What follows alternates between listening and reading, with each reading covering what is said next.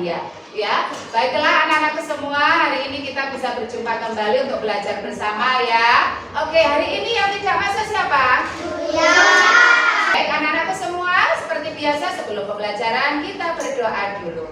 Syukur. Doa mulai.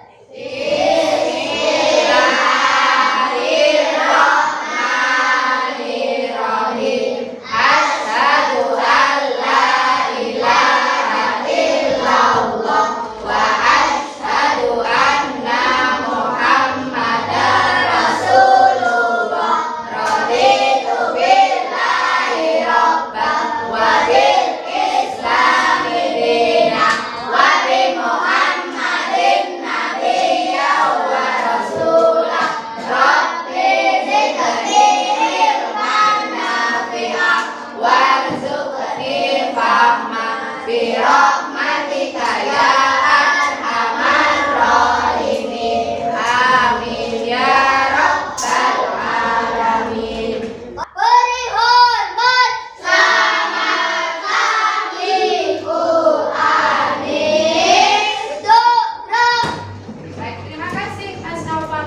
Baik anak-anakku semuanya, hari ini kita masih belajar di tema 1 ya. Dan di tema 1 kali ini sudah masuk di subtema yang kedua. Nah, apa yang perlu kita pelajari? Masih tentang indahnya kebersamaan, indahnya keberagaman. Baik, tujuan yang akan kita capai pada pembelajaran kali ini yang pertama yaitu setelah membaca, siswa mampu mengidentifikasi gagasan pokok dan gagasan pendukung setiap paragraf dari teks tulis dengan mandiri. Tujuan yang kedua, setelah membaca, siswa mampu menyajikan gagasan utama dan gagasan pendukung setiap paragraf dari teks tulis dalam bentuk peta pikiran dengan tepat. Nah, ketiga, setelah percobaan, siswa mampu menjelaskan proses terjadinya bunyi dari sumber bunyi hingga ke indera pendengaran dengan runtut. Yang keempat, setelah percobaan, siswa mampu menyajikan laporan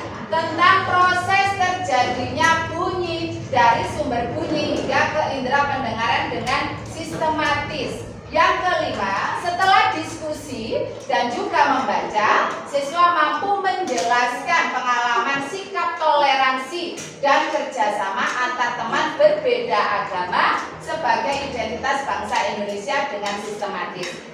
Yang terakhir, setelah diskusi dan membaca, siswa mampu mengkomunikasikan pengalaman sikap toleransi dan kerjasama antar teman berbeda agama sebagai identitas bangsa Indonesia ya. Jadi itu beberapa tujuan yang akan kita capai hari ini, mudah-mudahan bisa terlaksana semua dengan baik. Amin amin ya robbal alamin. Baik, untuk mengawali pembelajaran kita hari ini, coba sekarang Bu Anis tanya dulu, apa yang kalian tahu bentuk kerjasama yang ada di masyarakat? Apa? Gotong royong. Gotong royong apa itu? Membersihkan sungai, membersihkan selokan, apa lagi? Membersihkan halamannya siapa? Kalau halaman membersihkan halaman sekolah ya, dengan masyarakat luas, apa lagi selain gotong royong? Kerja bakti. Nah, ini nanti yang akan kita pelajari lebih lanjut tentang kerjasama dalam keberagaman ya. Negara kita kaya akan suku bangsa ya, kaya bahasa, kaya budaya. Nah, di Indonesia banyak sekali keberagaman. Nah, bagaimana dengan di kelas kita? Beberapa waktu yang lalu kita sudah membahas itu ya. Di kelas kita siapa ya agamanya Islam? Oh, banyak ya. Yang agamanya non Muslim atau Kristen? Oh, ada Mbak Selvia ya. Yang Hindu Buddha? Tidak ada ya. Di kelas kita hanya ada 2 agama yang berbeda, Islam dan Kristen. Nah, sekarang Mbak Anis tanya, bagaimana sikap kalian terhadap teman-teman yang berbeda agama ini? Saling menghormati, toleransi, tolong menolong. Itu semua adalah perbuatan baik yang bisa kita lakukan terutama kepada teman-teman yang berbeda agama. Nah, anak-anak silakan dibuka dulu bukunya halaman 75 ada bacaan bekerja sama dalam keberagaman. Nah, sekarang Bu Anis minta untuk dibaca secara berkelompok ya. Oke, sekarang silakan dari kelompoknya Mas Nazril dulu. Paragraf yang pertama. 1, 2, 3.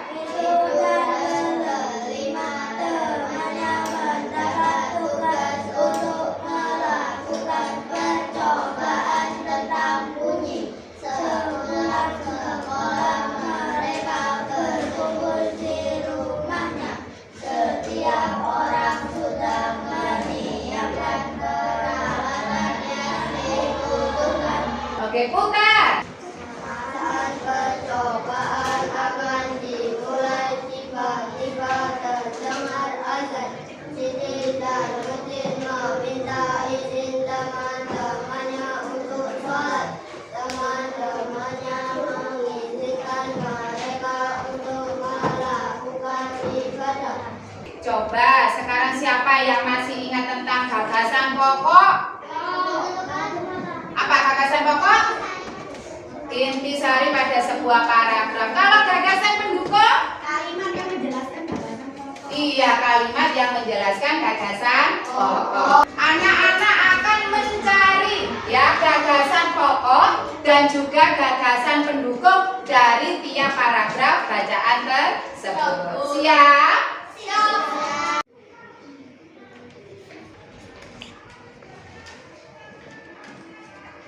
Baik, anak-anakku semua, sekarang Bu Anis minta satu orang perwakilan untuk membacakan hasilnya. Mbak Raisa, coba maju ke depan. Paragraf 1. Persiapan senang sekawan melakukan Percobaan. percobaan. 2. 6 sahabat menghargai temannya beribadah. 3. 6 sahabat hidup rukun dan saling membagi. Oke, bagaimana teman-teman, sudah benar semuanya? Benar. Oke, teman-teman dulu ke Mbak Raisa. Siapa yang masih ingat lagu 4 kata ajaib? Oke, yuk kita nyanyikan bersama-sama. 1, 2, 3. Bila berbuat salah minta maaf, maaf. Bila butuh bantuan minta tolong, tolong. Bila dapat hadiah ucap terima kasih. Bila kau mau lewat ucapkan permisi. Siapa yang masih ingat tentang bunyi? Bunyi dihasilkan dari apa? Getaran. Benda yang bergetar. Semua benda yang menghasilkan bunyi disebut apa kemarin? Sumber bunyi. Nah, sekarang Bu Anis tanya, Bu Anis bawa apa ini? Angklung. Angklung juga bisa menghasilkan bunyi. Nah, sekarang bagaimana kalian bisa sampai mendengar bunyi? Lewat telinga. Yang lain? Ya, bagaimana kita bisa menentukan, oh ini ada suara gendang, ini ada suara gitar. Bagaimana caranya? Mendengar menggunakan telinga, yang memaksimalkan telinganya untuk mendengar bunyi dengan baik. Baik, anak-anakku semua, sekarang kita akan melakukan percobaan secara berkelompok berpasangan ya, dengan teman sebangku untuk melakukan uji coba tentang menentukan sumber bunyi. Oke, silakan sekarang kelompoknya Mbak Zuliana, Mbak Amanda ke depan dulu. Nanti anak-anak kelompok lain juga akan melakukan hal yang sama ya. Oke, dibunyikan 1, 2, 3. Arah mana Mbak? Tunjuk tangan. Oke, pindah tempat.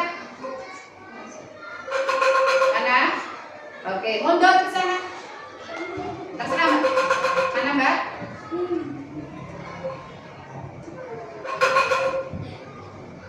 Oke, tepuk tangan dulu.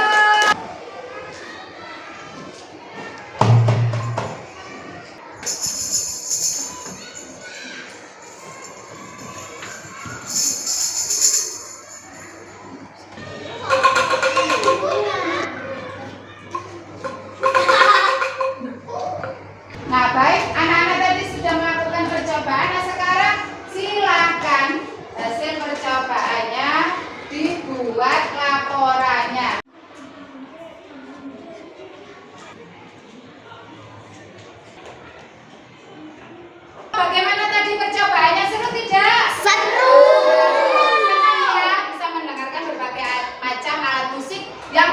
menjadi bentuk keragaman juga di Indonesia ya. Nah sekarang Bu Anis jelaskan dulu, beragam bunyi itu berasal dari benda yang bergetar ya. Getaran dari suatu benda akan mengakibatkan udara di sekitarnya juga bergetar ya. Jadi kalau kita membunyikan benda, maka udara di sekitarnya juga ikut bergetar. Nah getaran ini yang akhirnya menimbulkan gelombang bunyi. Nah ya, kemudian bunyi ini akan merambat melalui udara dan baru sampai di telinga kita. Nah getaran bunyi yang mengenai gendang telinga di dalam telinga kita yang akan menggetarkan gendangnya ini ya. Gendang telinga itu berupa lembaran tipis.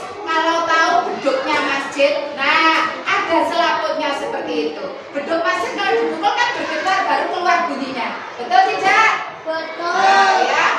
Getaran bunyi ini yang mengenai gendang telinga dan di telinga bagian tengah juga akan bergerak, baru nanti disampaikan pesannya ke bagian telinga yang lebih dalam lagi sampai nanti di syaraf pendengaran.